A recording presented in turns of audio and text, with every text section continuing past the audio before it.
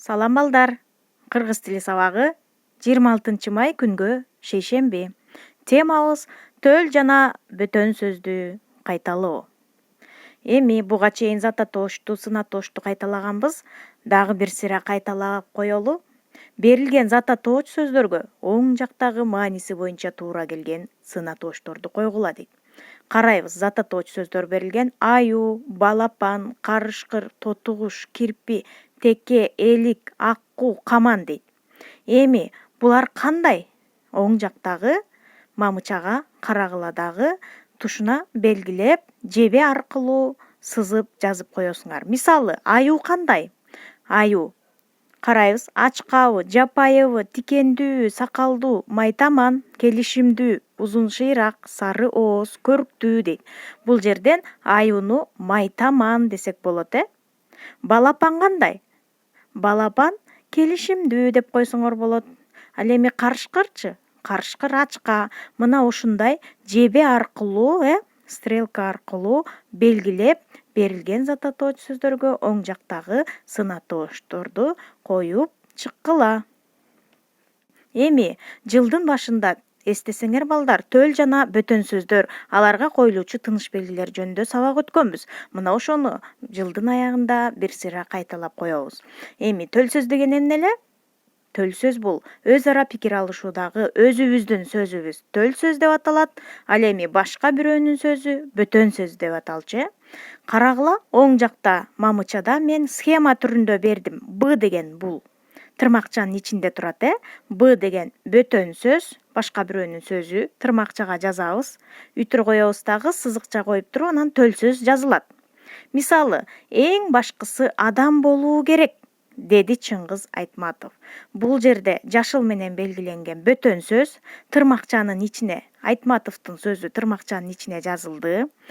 Үтүр коюп туруп, эгер жайынча баяндалса, анда үтүр коюп туруп, сызыкча коюп, анан төл сөз. Деди Айтматов деген бул төл сөз деп жазабыз. Андан кийинки схеманы карагыла. Бөтөн сөз суроо маанисинде айтылса, биринчи бөтөн сөз жазылып туруп, суроо белгиси коюлуп туруп, тырмакча жабылат дагы, сызыкча коюлуп, төл сөз жазылат.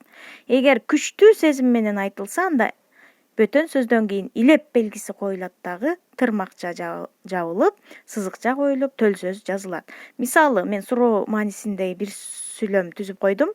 Сен тапшырма аткардыңбы? Суроо берип атат. Суроо белгисин коесуң, анан тырмакчаны жабасың дагы, сызыкча коюп туруп, деди мугалим. Бул жерде төл сөз деди мугалим деген сөз болсо, ал эми мугалимдин сөзү бөтөн сөз, башка бирөөнүн сөзү сен тапшырма аткардыңбы деген сөз болду. Андан кийин үчүнчү схема. Бул жерде төл сөз эң биринчи келип атат.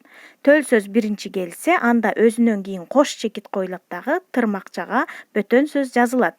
Мисалы, элде мындай макал бар. Кош чекитти сөзсүз кой дагы, тырмакчаны ачып туруп, анан бөтөн сөздү жазып, тырмакчаны жаап, чекитти коюп койсоң болот. Мына ушул схема менен төл сөз, бөтөн сөздөрдү тыныш белгисин туура коюп жазсаңар, анда балдар силер сабаттуу адамдардан болооруңарга шек жок. Эми төл сөзгө карата бөтөн сөз ойлоп таап, аны көп чекиттин ордуна жаз дейт.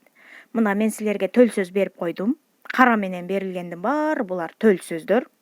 Төл сөздөн кийин кош чекит коюлат да, кызыл менен берилгендин ичине өзүң мисал ойлоп таап жазасың. Чоң эне мындай деди дейт, анын ичине сөз жазасың. Бир акылман деген экен дейт. Мына бөтөн сөз, башка бирөөнүн сөзү, акылмандын сөзүн жазасың, бөтөн сөздү. Мугалим мындай деди дейт, суроо маанисиндеги сөз таап жазасың. Мугалимдин сөзү бөтөн сөз болот, ошону жазасың. Бала мындай деп кыйкырды, күчтүү сезим менен эмне деп кыйкырды? Баланын кыйкырыгы, бөтөн сөз болот дагы, илеп белгисин коюп, тырмакчаны жаап, жазып коесуң. Мына кызыл менен берилгендерге бөтөн сөздөрдү таап, жазып койсоңор болот. Үйгө тапшырма. Мен мондай схема берип койдум, жана сабактын башындагы берилген схемадай. Ошондо 4 сүйлөм түзгөн болуп каласыңар. Биринчи бөтөн сөздү жайынча баяндаган, үтүр менен ажыратылган сүйлөм түзөсүңөр, андан суроо маанисинде, илеп маанисинде, андан кийин төл сөз биринчи келген сүйлөм түзөсүңөр.